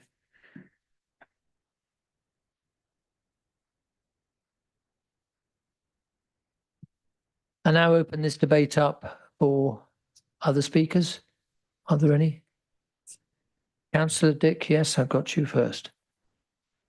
Thank you, Chairman. You seem to be a little bit difficult focusing on the far right. I just make that point. I've always been difficult facing up to the far right. The Chairman of Licensing has spoken. I'm the Vice Chairman of Licensing, so of course I agree with my beloved Chairman. The only remark I would make is that, again, I look around this room and I think of the amount of time and money that it costs for us all to be here. The licensing issue is very clear and very simple. Everybody in this room, everybody in West Berkshire is going to be supportive of it. Just write the letter and tell us it's been done. We don't need to debate it. We're right behind you, sir. Just do it. Councillor Brooks, you don't agree, or you want to say something? Well, you see, when we all vote for it this evening, and then we write the letter, it will have the absolute full support of the council, which gives it a bit more heft. So forgive me if this takes 10 minutes of your precious time, Councillor Dick, but I do think it lends a bit of credence and extra heft to the motion's outcome if it is unanimous tonight, as it might be. Councillor Kanda. Just to support my colleague here, I'm sure we'll all vote for it. One simple thing, you have an MP on your side. Why don't you just use him? That's all I'd say. Okay. Can't make it. Not meant just using anybody, it's using all the tools at your resources. Chairman, can I just respond to Councillor Brooks? I was trying to. Oh, do let him. He's got to say something rather. I'm sure, because you're going to say something sarcastic extremely about nice, it. aren't you? Yes. Well, respect and all that. If I have your permission, I certainly will stand up and address properly. It's simply this, Councillor. Either we trust the government or we don't, and it seems to go back and forward. The Chairman of Licensing has been appointed by this council. Correct. Am I correct? I am correct. So he has the authority of the council. Write the letter. And I'm not talking about tonight on this. I'm talking about many, many issues. And let's look at what we've got in West Berkshire and make more of it. And I'm going to stop talking now, at least for 30 seconds. Thank you so much. That was a point of explanation, I'm told by my monitoring officer, so perfectly in order. Let's not have too many points of explanation there. Right, I think we're now, have we got any more speakers, or do we move on and shorten the evening for Councillor Dick's benefit? So you haven't got a parish meeting to go to, Councillor Park, have you? I think it's your turn now. Councillor, who was seconding, Councillor Pemberton, over to you. I'll try read the speech a bit quite faster for Councillor Dick's benefit, perhaps. But again, I would echo some of the comments that my colleagues on this side of the floor have made. This isn't about grandstanding or wasting time. It's about bringing issues to the public's attention. As the portfolio holder and the vice chair of the JPPC, We could have just sent the letter through the JPPC. We could have just sent the letter through the licensing committee, but it wouldn't have then had the heft of the entire council. And residents out there might like to know what some of the issues are and some of the things that are going wrong and the hard work that their elected members are doing to try and rectify things. I don't know, but I'll get back to my speech and I'll try and wrap it up as quickly as I can for your benefit. So I'd like to thank Councillor Cottam for bringing the motion. I want to thank the officers for the contribution that they've made in helping to prepare this motion. A lot of work's gone on with them behind the scenes. There's three elements to it: writing to the Secretary of State for Culture, Media and Sport to ask for the statutory licensing fees to be uplifted, request that members appointed to the LGA Assembly lobby the LGA to write to the government, and also write to the MPs in the constituencies covered by the Public Protection Partnership, the JPPC, which I sit on as Vice Chair, to lobby central government to uplift the statutory licensing fees.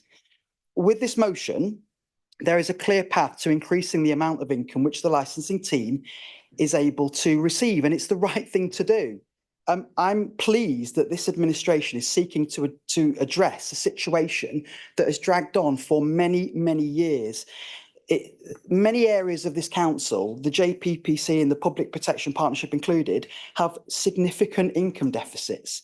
And the licensing team spend hours processing inquiries, visiting premises, assessing applications and considering these along with any conditions that might apply. And the effort that goes into this, against a backdrop of staffing and wider personnel issues, should not be underestimated. These statutory fees do not come close to recognising and recompensing the time and effort that goes in, and they risk pushing the licensing service into a further deficit just because the legislation restricts the council's ability to review these fees. And you'd expect them to be reviewed. These fees should be reviewed, they should be increased as our staff work hard and the service should be able to recover its costs. Though there is a limit to what we as a council can do, I'm sure that an expression of support to increase the fees will be a worthwhile thing to do.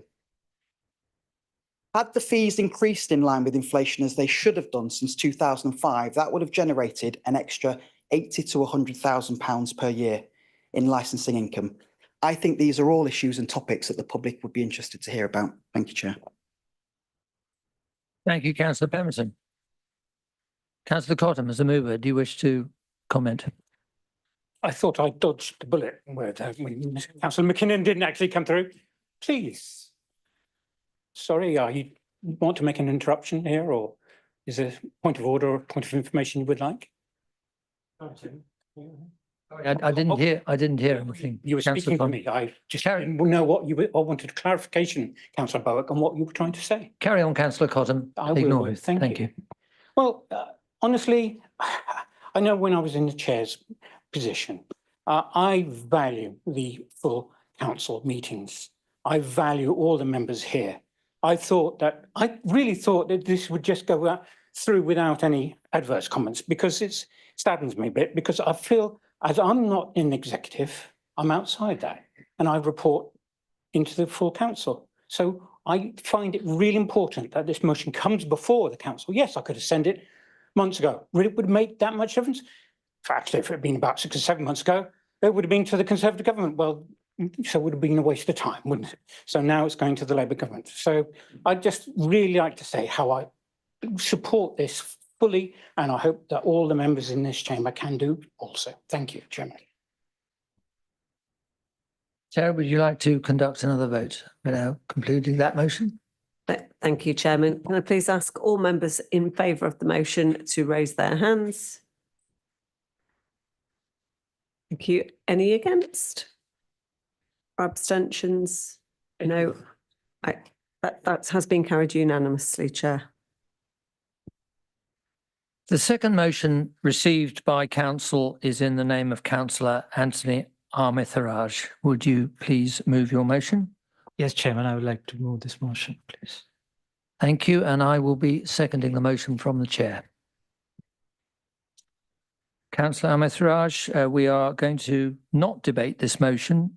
In accordance with Procedure Rule 12.6.1, this will be referred to the Planning Advisory Group and then to the Executive for consideration, as some of the detail in the motion falls within the remit of the Executive. May I ask you to speak? You have I believe, up to 5 minutes as you're moving a motion, but I think you can do it in rather less. Thank you. Thank you, Chairman. I'll try to limit my speech in less than 5 minutes. But I will start by saying, like, contrary to what some members think, like this motion has got some elements which our council officers can start doing things, and it's not just about writing letters. And so, yeah, please let me highlight the point. So, dear Councillor, first I would like to thank our leader, Councillor Brooks, and the executive for their support to this motion, and Councillor Vickers in greatly helping me to draft and shape this motion to its current form. And finally, thank you for allowing me to stand before you today to discuss a vital matter that impacts our community here in West Berkshire, the fair management of public open space in new developments. As we consider our continued growth, it's essential that we unite as a council to ensure our shared spaces remain accessible and beneficial to all residents. As you're aware, the policy landscape of property development can be quite complex. A prime example within our own district is the Sandalford East development, where Bloor Homes, the developers, don't control in perpetuity the land they're working on. It was Sandalford Partnership, the landowners, with whom the council had to negotiate a Section 106 agreement. Unfortunately, this complicates our ability to manage these important spaces effectively. We also encountered challenges in North Newbury development near Vodafone, which is in my ward. Here, community members have raised concerns about open spaces that, despite being funded by residents, were still subject to management decisions made by distant landowners, and service charge increases every year with no visible improvements to the public spaces. This situation has led to confusion and tension among residents, highlighting for us ward members the pressing need for reform, which I'm highlighting now. We're not alone in facing these challenges. Across the UK, communities are grappling with similar issues. In Bristol, as highlighted by the recent BBC investigative article on the November 23rd, which is last week, there were issues with communal space management, and to quote that article, freeholders on the new build estates who own the house and the land it sits on, but are tied into private maintenance contracts for the upkeep of communal areas. And similarly, in Wells, Somerset, residents were faced with elevated fees for maintenance services that didn't meet their expectation. And to quote some of them, it feels like you're strapped. You own the land, you own the house, but you're locked into paying hundreds of pounds a year to a company which won't tell you what they actually do. These examples serve as reminders of the critical role we play in creating an equitable approach in public spaces. When we talk about public, we must ensure that it truly remains accessible to all. It's essential to draw a clear line between what is genuinely public and what serves as a select group. We cannot impose an unfair financial burden on local taxpayers for the upkeep of spaces that do not serve the entire community. Moreover, it is vital for residents to have a voice in managing their estates. Communities such as in Bristol have effectively implemented and engaged in the local community with local authorities to take charge of those parks and public spaces. This motion I'm bringing in embodies our commitment to work collaboratively with developers. We proposed adapting our policies to be thoughtfully considering taking on responsibilities for public spaces on a case-by-case basis, recognizing the uniqueness of each development. And therefore, I encourage all of you, the councillors, to, regardless of your political affiliations and your political opinions, to support our officers in examining the legal and financial implications of this proactive. And additionally, I would like to enhance that we collaborate with town and parish councils to ensure that public spaces are adequately funded. And also, when we move forward, we should also advocate these necessary changes at the national level. And it's important that we encourage our local MPs to press government for legislative solutions on these pressing matters, considering that in light of the previous government's unfulfilled commitment to abolish leasehold arrangements. So in conclusion, let's prioritize the fair management of public open spaces in our new developments. And with this motion, I believe we can take a thoughtful approach to creating vibrant, inclusive neighborhoods that reflects the needs and values of the West Berkshire community. Thank you for your attention, and thank you, Chairman. Thank you, Councillor Amrithraj. Now, it is the right of the portfolio holder, in this case, planning portfolio holder, Councillor Gaines, to speak to the motion if she wishes, and she can have up to 2 minutes to do so, but I'm not sure you've given notice, we were given notice of this. You've no obligation to say anything because it will come to you through your planning advisory group. Yes, yes, Chairman. I wasn't aware that I could actually, so I haven't prepared anything. I have got a couple of things that just. Go ahead. Yep.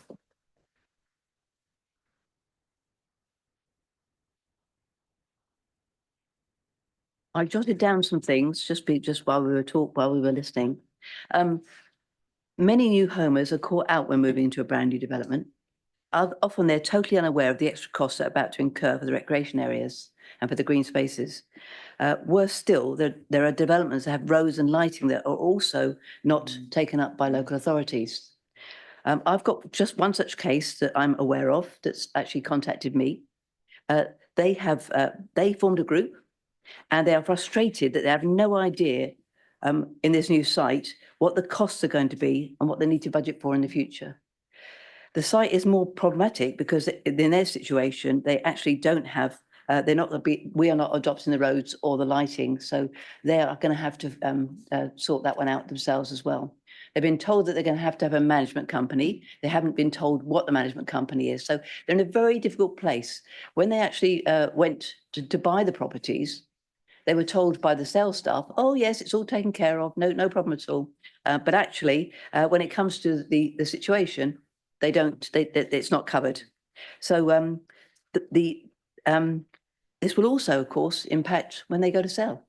Because when they go to sell that property, the person that's going to be purchasing is, what do you mean I've got to pay extra for this just green space or this road or whatever? So there is a real problem we need to address. And I'm hoping when it comes to the PAG, we'll actually You have 30 seconds. Quite sorry, I'm out of time. No, 30 seconds. Okay, Keep going. Awesome. The process really needs investigating, so I welcome this motion. Thank you. Thank you, Councillor Gaines. Using my position from the chair, and because I know from my experience, the first ward I represented, Northcroft Ward, Northcroft Park Estate, as the ward member, I got many complaints from residents, and this is where I became passionate about sorting this issue, that there was nothing I was told I could do because it was an external managing agents that had now gone out of business because the leaseholders had been rightly refusing to pay for a service they weren't getting. And the public, understandably, think it's our problem as the council. So I look forward to a good debate in Planning Advisory Group. For the benefit of the members of the public, that is a part 2 closed meeting, but we may be able to find some way, perhaps through the community forum, to open this up as a hot topic, which I believe it is in many larger new estates. It's just a thought that's occurred to me now, Chairman, but I look forward to a thorough discussion with the benefit of officers in legal, and it affects the highways through the drainage implications, and it's, of course, planning. So I look forward to that in PAG. And PAG is, of course, open at the discretion of the chair of PAG to all elected members. You may wish to come to that. So moving on, thank you for the motion, Councillor Armithraj. And that concludes item 15 on the agenda. We now just have members' questions, but there is a little bit of unexpected statement to be made after that. I'll leave you guessing. But are there any members' questions now? I think we've got a few coming up. Asking question B, standing in my name, Chairman. Sat down for too long. Thank you, Councillor Burke, for your question. Roadside gullies along the A340 through Aldermaston are currently subject to an annual cleanse in line with similar roads across the district, an approach set by the previous Conservative administration. With regards to roadsides, since our roadside cleaning programme began earlier this year, which was introduced by this administration, 240 signs have been cleaned along the rural A340 near Aldermaston, and a total of 550 signs across rural areas of West Berkshire. Road signs are also cleaned on a reactive basis when reported via report a problem or after inspections by the highways team. Do you have a supplementary? Yes, thank you. The specific question was relating to why Aldermaston Parish Council should pay to have the signs cleaned more regularly and the gullies cleared more frequently if it's the general public, the users of the A340 who benefit, not the parish council, not the parish residents. Thank you for your supplementary. So the signs are cleaned more now than they were previously by your administration. The gullies are also cleaned in line with policy of your administration. We've made no service cuts and we manage it on a risk-based approach. So thank you very much for your question. Question C. Asking question C in my name. And I'd just like to remind members opposite that my motivation here is to support my residents. This is not a political battle here. As a point of explanation, I'm sure that was, yes. I must admit, it's getting a bit of a tired repetition now, isn't it?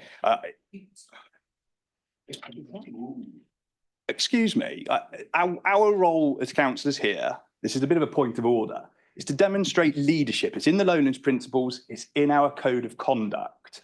The way that some of the members, not all, some of the members opposite have behaved this evening, I think is pretty appalling and undermines the authority that full council has.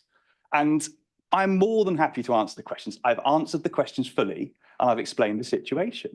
So if it's okay with everybody, especially those opposite, can I carry on, please? Or am I going to get interrupted again? Please do carry on and you will not be interrupted, I'm sure. Councillor Burke, thank you for your question. The new Faction Connect on-demand bus service, together with timetabled services Community Connect B and Community Connect C, commenced on the 4th of November, replacing services 41 and 44. This has been so successful to date that we've had to add a further service. This service also visits rural villages that have never been able to be serviced by regular bus services. The Faction Connect service is based on a similar model to the Rural Downlands Connect and Community Connect A services that launched earlier in this year. And since the launch of the Downlands Connect services, we've seen a 9% increase in usage in the same time period that the 5, 5A and the 5C buses ran, serving both new and old passengers. In the cases of both the Faction and the Downlands Connect services, reactions have been positive, and existing as well as new users have benefited from the additional flexibility for our rural communities. Do you have a supplementary? Thank you for your answer, Councillor Gurley. And I do have a supplementary. And I want to speak on behalf of some residents of mine in Aldermaston Ward. I'm absolutely certain that I'm comfortable with the changes that the administration have made to the services. And I know that and I'm sure they're working very well in the trial areas, Downlands, Thatcham, but they're not working well everywhere. I'll give you an example. An elderly couple. Can you please just give a supplementary question? That's what this is about. It's not a detailed statement. Yeah, I've given you one long sentence, Councillor Burke. In cases where the service is not working satisfactorily to the and meeting the needs of especially elderly residents, what improvements can you make? As I've said, we've had really positive feedback. If you've got cases of negative feedback that you'd like to share with me, my door is always open, and I'm happy to see what service improvements we can make. But without the case studies in front of me or those the pieces of data and information, I can't really answer that question tonight. But you know where I am. Feel free to come and bring that to me, and I will happily work that through with officers. And the final item on the published agenda is question D. Thank you, Chair. I'd like to ask question D, standing in my name. Thank you, Councillor Reid. I'm taking this in place of Councillor Heather Codling, who's on a course this week with Anne-Marie Dodds. The impact of the decisions that parents will take as a result of the imposition of VAT on independent school fees is yet to be fully understood. The policy that the Labour government are implementing, I think, is entirely wrong, and entirely anti-aspirational, which tends to be, I'm sorry to say this, Councillor Taylor, a characteristic of Labour governance. All the schools in the district are very, very good. Maintained schools, academies, and our private schools.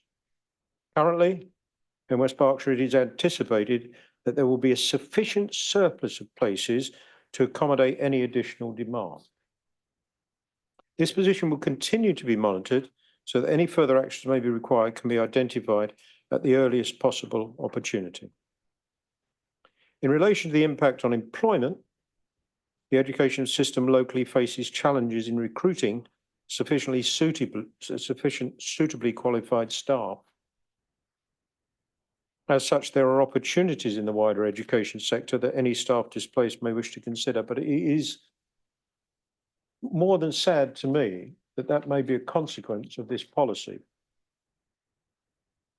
The wider impacts of this national policy will become more clear, over a period of years, and the Council will continue to respond to these positively. But for a government that talks about economic growth, it seems to be doing everything in its power to avoid it. This is just another measure. Do you have a supplementary? Yes, absolutely. I'm extremely concerned about the future of the two largest employers in my ward, and I ask if the leadership will, one, write to our two MPs on the matter of tax on education, and also if he is willing to offer to visit the two largest employers in my ward on this matter. I'll be delighted to do so. You know, I've been visiting schools, and I'll certainly do that, and look forward to seeing them. So, and yes, certainly we will write to the two MPs. You could have brought a motion, but it may not have passed the McKinnon test. So we'll write to them instead.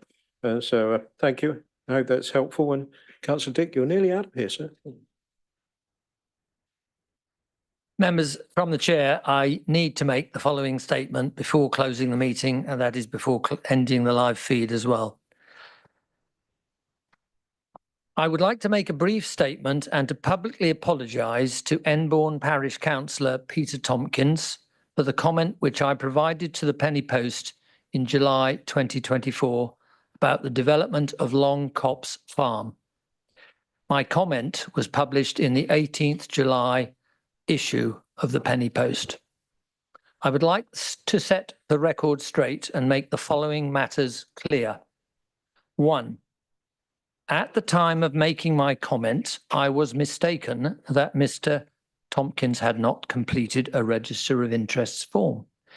In fact, Mr. Tompkins had completed the form on the 7th of October 2022, and it was published on the West Berkshire Council website. Mr. Tompkins, secondly, Mr. Tompkins' Register of Interest form has now also been uploaded to the Enbourne Parish Council's website. Thirdly, I also confirm that Mr. Tompkins was not required by the Localism Act 2011 to declare on the Register of Interest form that his brother farmed the land adjacent to Long Copse Farm. So I would like to sincerely apologise for any damage to Mr. Tompkins' reputation that my comment caused, and also for any distress he experienced. And my strong desire is for us to draw a line under this matter and move forward in our joint efforts to represent and assist the people of Enbourne. And I will not be making any further comments or answering questions on this matter. So that's the end of my statement, members. I now close the meeting. Thank you. Please rise to the Chairman of Council.